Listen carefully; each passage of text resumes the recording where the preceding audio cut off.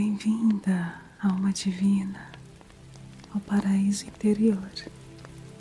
Aqui eu trago leituras e histórias para você relaxar, meditar e dormir em paz.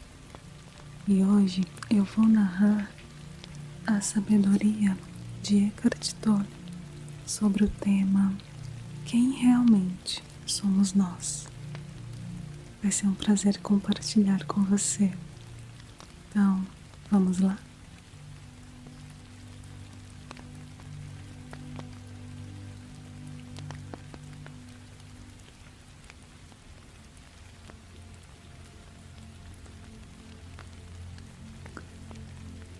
Conhece-te a ti mesmo.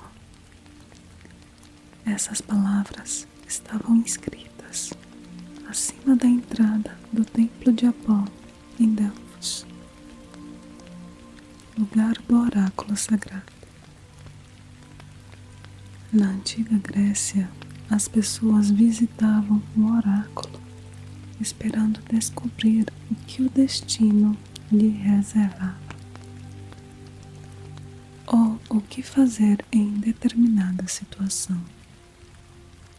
É provável que a maioria delas lesse essa frase sem compreender que ela indicava uma verdade mais profunda do que qualquer coisa que o oráculo pudesse dizer.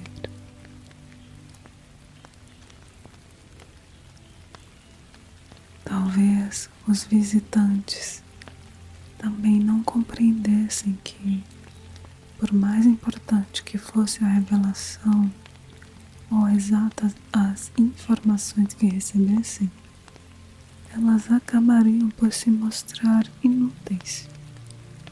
Não os salvariam de infelicidades futuras, nem de sofrimentos criados por eles mesmos, caso deixassem de encontrar a verdade contida na exortação. Conhece-te a ti mesmo. O significado implícito dessas palavras é: antes de qualquer indagação, faça a pergunta fundamental da sua vida: quem sou eu? As pessoas inconscientes, e muitas permanecem nesse estado, presas ao ego, ao longo de toda a sua existência, rapidamente nos dirão quem elas são. Elas vão dizer o seu nome, a sua ocupação, a sua história pessoal, a forma ou a condição do seu corpo e qualquer outra coisa com a qual se identifique. Outras podem parecer mais evoluídas, porque se consideram almas imortais ou espíritos divinos. Mas será que elas conhecem de fato a si mesmas? Ou será que apenas acrescentaram alguns conceitos espiritualistas ao conteúdo da sua mente? Conhecer a si mesmo é algo muito mais profundo do que a adoção de um conjunto de ideias ou crenças. As ideias e crenças espirituais podem, no máximo, ser indicadores úteis. No entanto, poucas vezes têm o poder de desalojar os conceitos centrais, mais firmemente estabelecidos, de quem pensamos que somos, os quais fazem parte do condicionamento da mente humana. O profundo autoconhecimento não tem nada nada a ver com nenhuma ideia que esteja flutuando em torno da nossa mente.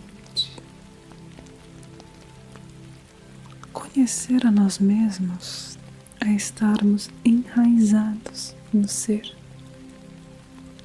em vez de estarmos perdidos na nossa mente.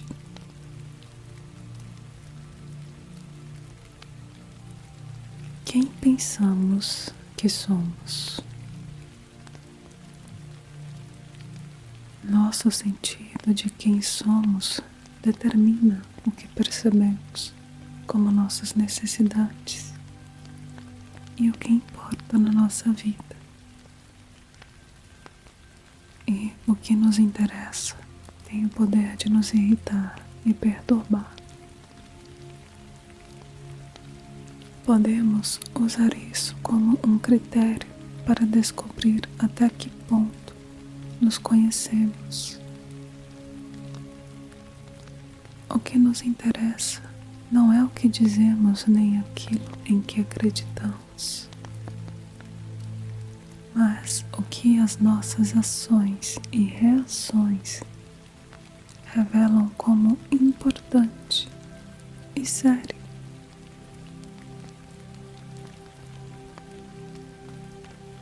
Portanto, talvez queiramos nos fazer a seguinte pergunta: o que me irrita e perturba? Se coisas pequenas têm a capacidade de nos atormentar, então quem pensamos que somos é exatamente isso: pequeno. Essa é a nossa crença inconsciente. Quais são as coisas pequenas? No fim das contas, todas as coisas são pequenas, porque todas elas são efêmeras.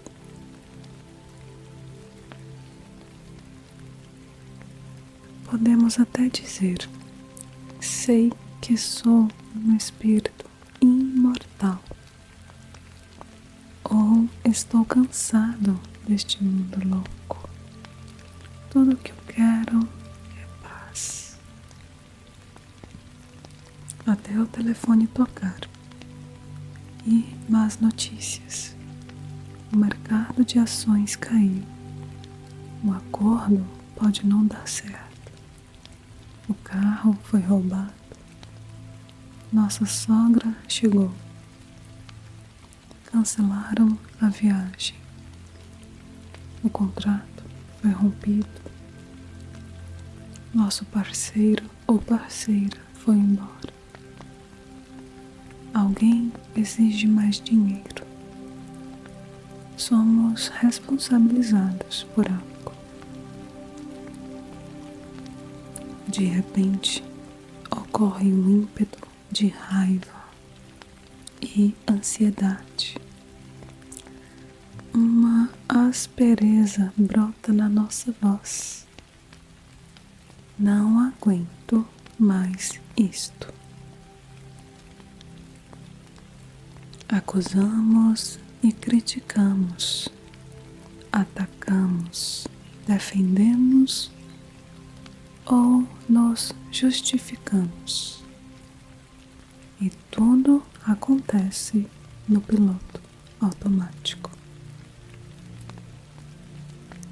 Alguma coisa, obviamente, é muito mais importante agora do que a paz interior que um momento atrás dissemos que era tudo o que desejávamos.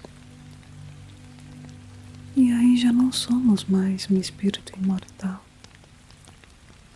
O acordo, o dinheiro, o contrato, a perda ou a possibilidade da perda são mais relevantes. Para quem? Para o espírito imortal que dizemos ser? Não, para o nosso pequeno eu, que busca segurança, ou satisfação em coisas que são transitórias. E ele fica ansioso ou irado porque não consegue o que deseja. Bem, pelo menos agora sabemos quem de fato pensamos que somos. Se a paz é de fato aquilo que desejamos, então devemos escolhê-la. Se ela fosse mais importante para nós do que qualquer outra coisa, e se nós nos reconhecêssemos de verdade como um espírito, em vez de um pequeno eu, permaneceríamos sem reagir e num absoluto estado de alerta quando confrontados com pessoas ou circunstâncias desafiadoras.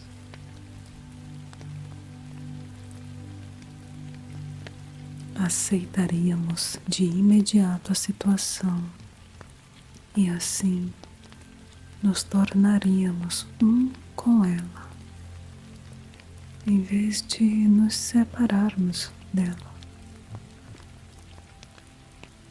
Depois da nossa atenção consciente surgiria uma reação. Quem nós somos, a consciência, e não quem pensamos que somos, um pequeno eu, estaria reagindo.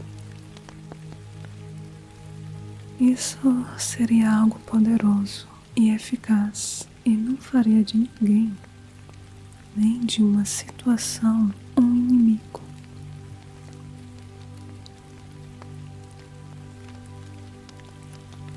O mundo sempre se assegura de impedir que nos enganemos por muito tempo sobre quem de fato pensamos que somos,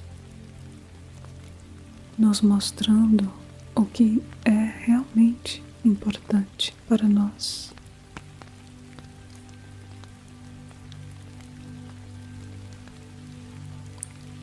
A maneira como reagimos a pessoas e situações, sobretudo quando surge um desafio, é o melhor indício de até que ponto nos conhecemos a fundo.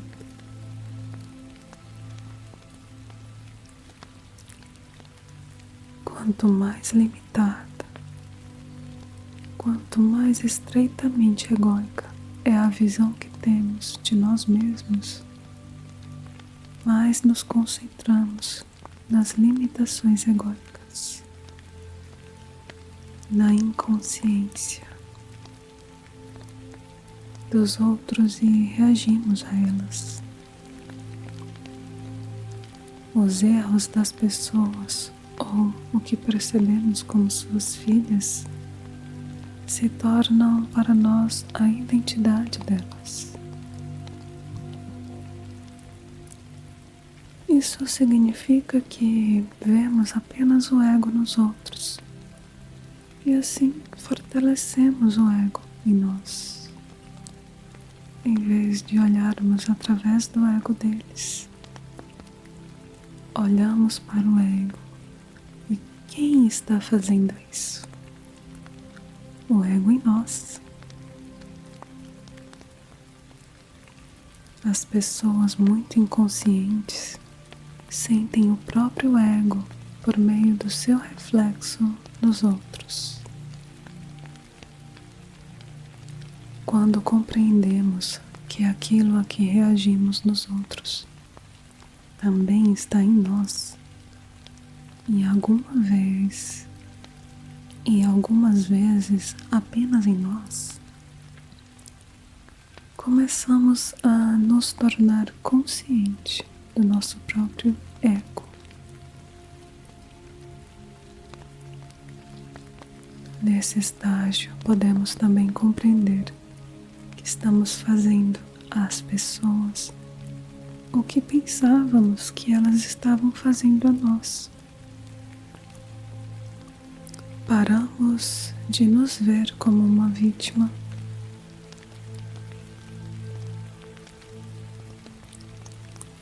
Nós não somos o ego. Portanto, quando nos tornamos conscientes do ego em nós, isso não significa que sabemos quem somos. Isso significa que sabemos quem não somos. Mas é por meio do conhecimento de quem não somos que o maior obstáculo ao verdadeiro conhecimento de nós mesmos é removido.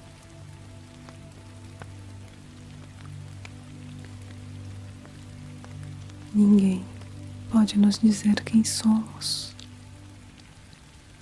Seria apenas outro conceito. Portanto, não nos faria mudar. Quem nós somos não requer uma crença. Na verdade, toda crença é um obstáculo. Isso não exige nem mesmo a nossa compreensão, uma vez que nós já somos quem somos. No entanto, sem a compreensão, quem nós somos não brilha neste mundo. Permanece na dimensão não manifestada, que é claro, é o seu verdadeiro lar.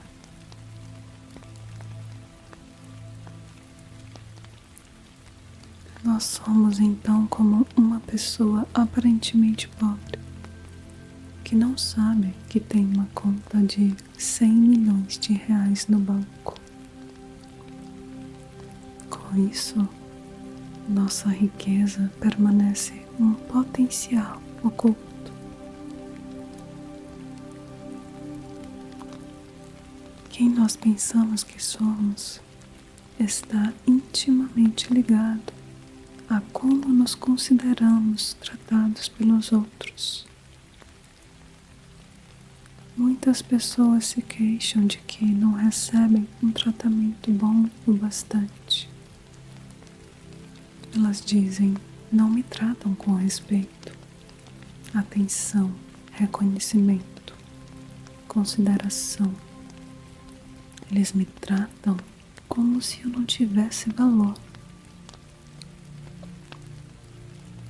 Quando o tratamento é bondoso, elas suspeitam de motivos ocultos e dizem: os outros querem me manipular, levar vantagem sobre mim. Ninguém me ama. Quem elas pensam que são é isso.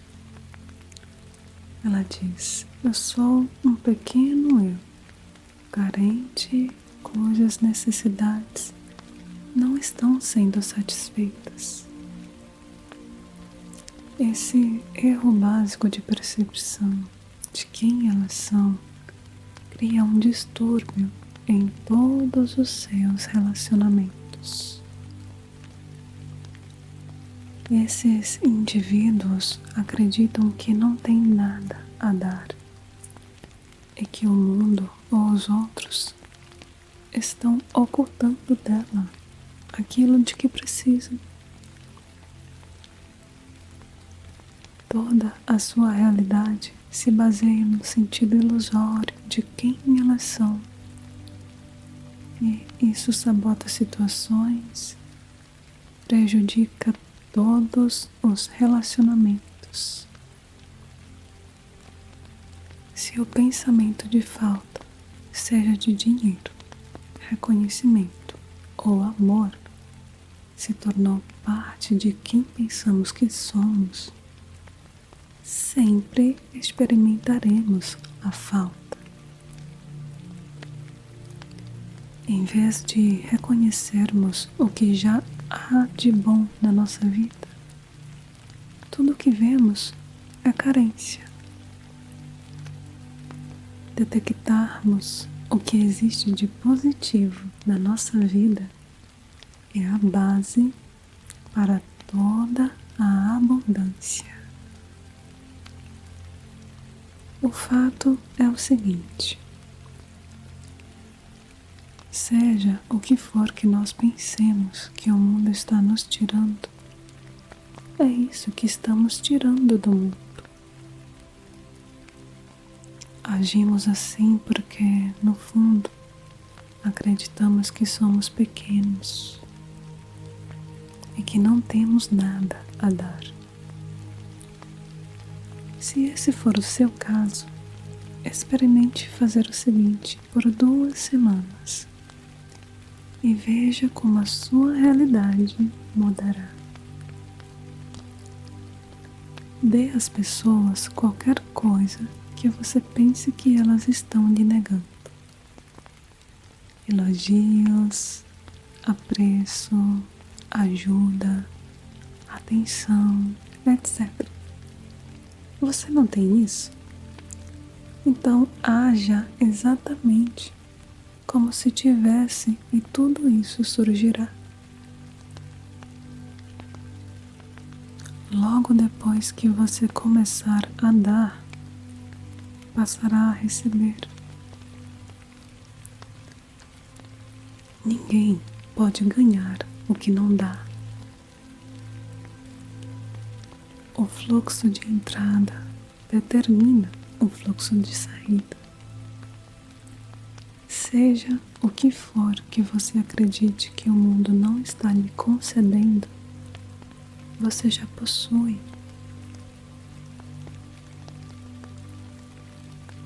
Contudo, a menos que permita que isso flua para fora de você, nem mesmo saberá que tem.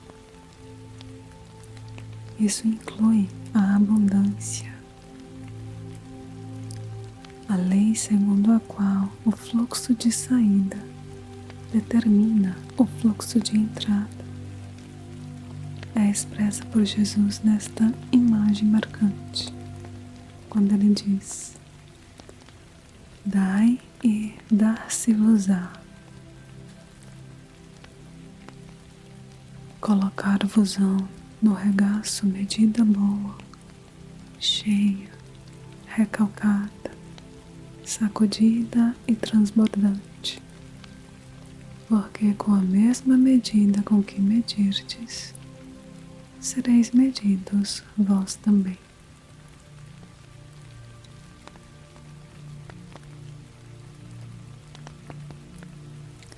A fonte de toda a abundância não está fora de você.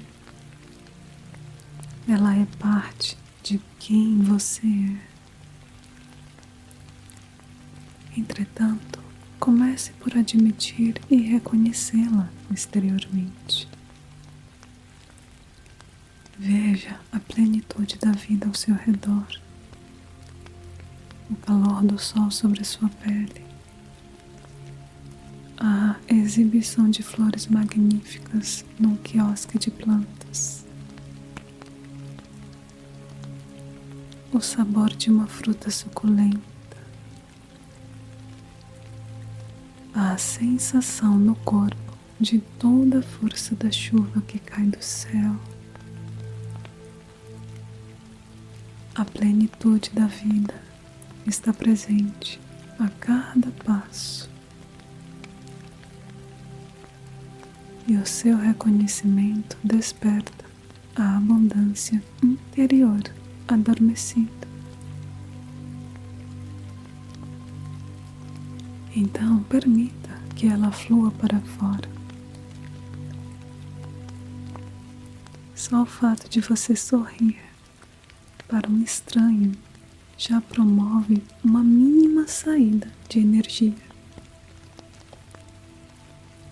Você se torna um doador. Pergunte-se com frequência: o que eu posso dar nesse caso? Como eu posso prestar um serviço a esta pessoa nessa situação? Você não precisa ser dono de nada para perceber que tem abundância. Porém, se sentir com frequência que a possui, é quase certo que as coisas comecem a acontecer na sua vida. Ela só chega para aqueles que já a têm. Parece um tanto injusto, mas é claro que não é. Essa é uma lei universal. Tanto a fartura quanto a escassez são estados interiores que se manifestam como nossa realidade. Jesus fala isso da seguinte forma: pois ao que tem, mais lhe será dado, e ao que não tem, se lhe tirará até o que não tem.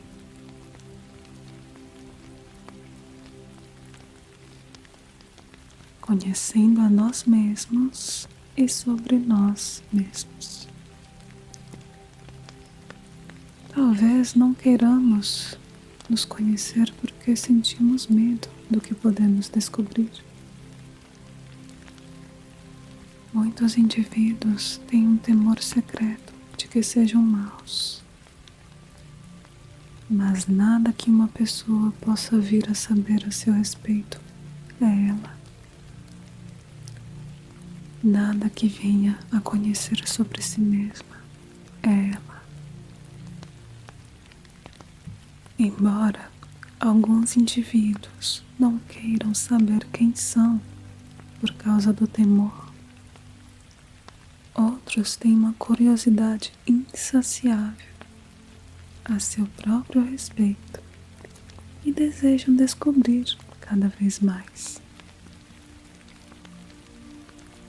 Há quem seja tão fascinado por si mesmo que passe anos fazendo psicanálise, mergulhando em todos os aspectos da sua infância, descobrindo medos e desejos secretos e encontrando camadas e mais camadas de complexidade na constituição da sua personalidade e do seu caráter. Depois de 10 anos, o terapeuta pode ficar cansado desse cliente e da sua história e lhe dizer que a análise acabou. Talvez ele o mande embora com um dossiê de 5.000 páginas e lhe diga: tudo isso é sobre você. Isso é o que você é. Quando a pessoa carrega a pesada pasta para casa, sua satisfação inicial de finalmente conhecer a si mesmo é logo substituída por um sentimento de insatisfação e por uma suspeita insidiosa de que deve haver mais coisas sobre quem ela é do que aquilo. E na verdade, existe mais. Talvez não em termos quantitativos de mais fatos, e sim na dimensão qualitativa da profundidade.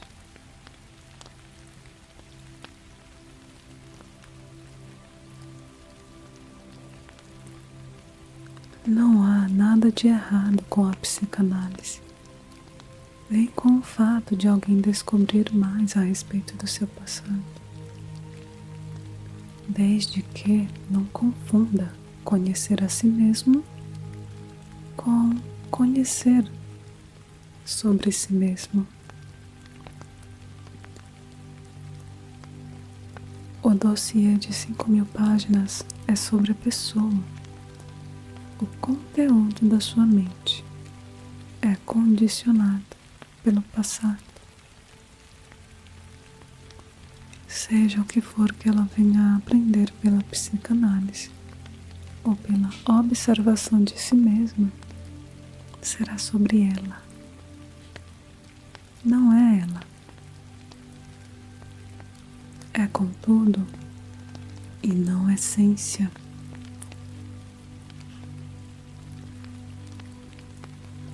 Ir além do ego é sair do conteúdo. Conhecer a nós mesmos é ser nós mesmos.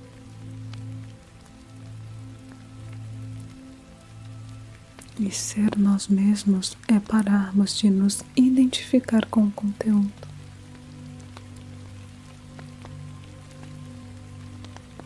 As pessoas, em sua maioria, definem-se pelo conteúdo das suas vidas. Qualquer coisa que alguém perceba, experimente, faça, pense ou sinta é conteúdo.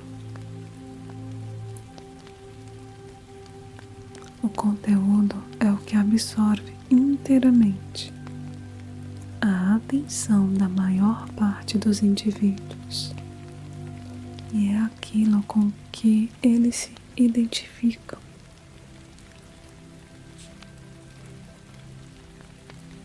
Quando pensamos ou dizemos minha vida, nós estamos nos referindo à vida que nós somos, e sim a vida que temos ou parecemos ter. Estamos fazendo menção ao conteúdo, a elementos como idade, saúde, relacionamentos, finanças e outras coisas mais. Assim como o nosso estado mental, emocional. As circunstâncias interiores e exteriores da nossa vida, bem como nosso passado e nosso futuro, pertencem ao âmbito do conteúdo, da mesma forma que os eventos, isto é, tudo o que acontece. O que existe além do conteúdo? Aquilo que permite que ele exista, o espaço interior da consciência. E essa foi a nossa leitura meditativa de hoje. Espero que você tenha gostado. Comente aqui temas, autores ou assuntos que você gostaria de ouvir por aqui. Gratidão. Até o próximo vídeo.